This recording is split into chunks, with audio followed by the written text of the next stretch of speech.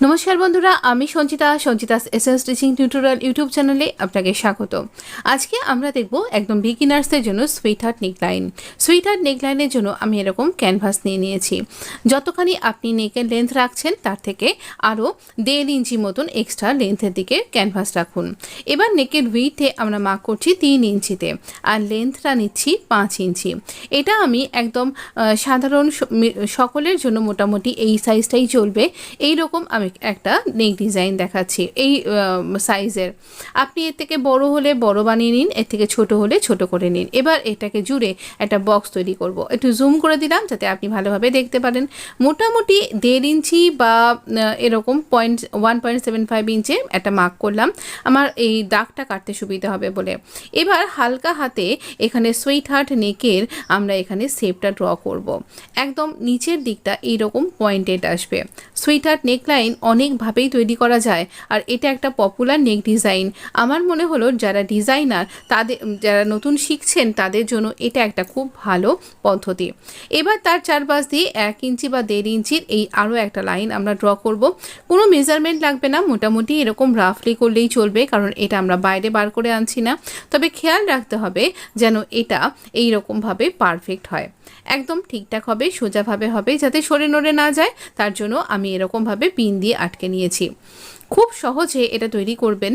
আর আরও পরের স্টেপগুলো যদি আপনি ফলো করেন তাহলে দেখতে পাবেন যে কিভাবে একদম প্রপার মেজারমেন্ট, একদম নড়বে না, এইভাবে আমি আপনাকে দেখিয়ে দেব কিছু টিপস।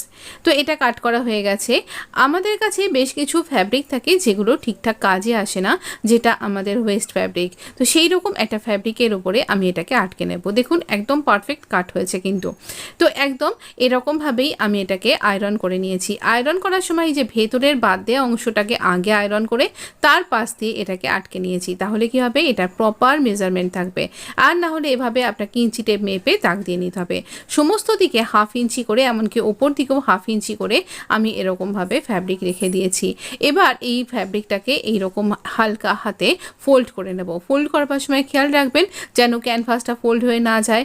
এবার যেখানটায় কার্ভ রয়েছে সেই কার্ভ অংশগুলোতে ছোট ছোট কাট করে দিলাম। দেখতেই পাচ্ছেন তাহলে কি হচ্ছে, এটা তাড়াতাড়ি করে ইজিলি এটা এরকম মুভ হয়ে যাবে, এটা বেঁকে যাবে না। এক্সট্রা ফ্যাব্রিককে কেটে বাদ দিয়ে দিন, তারপর আবারও ফোল্ড করে দিন। যখন ফোল্ড করবেন একদম যেন ঠিকঠাকভাবে প্রপারভাবে ফোল্ড করা হয়। তো এইভাবে আমরা এখানটা স্টিচ করে নিচ্ছি। এই যে আমি স্টিচ করছি এই জায়গাগুলো, এটাকে আপনি ইচ্ছা করলে গাম দিয়েও আটকে নিতে পারেন, কিন্তু গামটা আপনার স্কিনে টাচ করতে পারে বা কোনো ইরাপশান হতে পারে, কি দরকার রিস্ক নিয়ে। তো এবার দেখুন এই প্যাচটার আমরা মিডলটা মার্ক করলাম, এই মিডলটা মার্ক করলাম, আর আমাদের নেকের মিডলটাও আছে মার্ক করা। এরকম কাট করে দুটো মিডলে এটা আমাদের কুর্তিটার সোজা দিকটা, সোজা দিকের সাথে সোজা দিক এইভাবে মাঝখানটাতে পিন দিয়ে আটকে নিলাম। মাঝখানে ঠিক নয়, মাঝখানেরই এই একদম নিচের দিকে আটকে নিচ্ছি পিন দিয়ে। খেয়াল রাখবেন এই যে ফোল্ড করা অবস্থায় কুর্তিটাতে যে ইমপ্রেশনটা ক্রিয়েট হয়েছে মাঝ বরাবর, সেইটার সাথে এই সুইট হার্ট নেকের যে নখটা মানে কোনাটা সেটা যেন মিলে যায়। এবার মাঝ বরাবর আমরা একদম একটা স্টিচ করে দেব। এই মাঝ বরাবর একটা স্টিচ করে নেওয়া ছাড়াও আপনি মাঝখানে পিন লাগিয়ে দুপাশে কিন্তু পিন লাগিয়ে নিতে পারেন। এই অবধি স্টিচ করব, আর বেশি ভেতরে যাব না। এবার এই ক্যানভাসের ধার ঘেঁষে ঘেঁষে স্টিচ করব।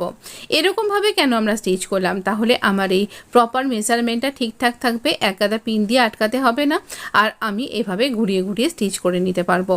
এটা একদম একদম মানে কি বলবো, যারা বিগিনার্স তাদের জন্য একদম ঠিকঠাক। তবে আপনি অনেক রকমের কার্ভওয়ালা যদি ডিজাইন করছেন বা এইটা করতে আপনার অসুবিধা হচ্ছে, তাহলে আপনি 3-4টে পিনকে ভালোভাবে আটকে নিয়ে করুন। মানে মোদ্দা কথা, আপনাকে আপনার ডিজাইনটা যেন পারফেক্ট হয়, একটু যেন সেটা নষ্ট না হয়ে যায়, এইটা হতে পারলেই হলো আর কি।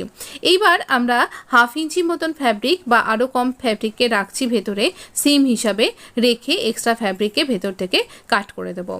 একদম কর্নার পর্যন্ত নিয়ে যাব, এন্ড পর্যন্ত নিয়ে এভাবে কাট করে দেব। এবার এই কোনাটাতে একটা ছোট কাট করব, দেখবেন যেন সেলাই বা ক্যানভাস কোনোটাই যেন কাট হয়ে না যায়।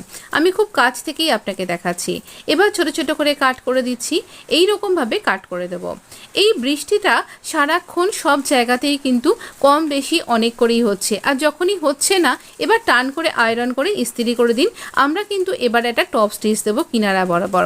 এই বৃষ্টির জন্য ইন্টারনেট ইন্টারনেট পরিষেবা ভীষণভাবে ব্যাহত হচ্ছে। তো আমার ক্ষেত্রেও সেই একই ব্যাপার ঘটছে, যে কারণে এই সপ্তাহে আমার ভিডিও আসতে দেরি হচ্ছে। তো এই জন্য ক্ষমা করে দেবেন। আর আজকে আমি চেষ্টা করছি আপনাকে একসাথে অনেকগুলো ভিডিও দেওয়ার জন্য, তাই অবশ্যই করে এই নোটিফিকেশানটা একবার চেক করে নেবেন।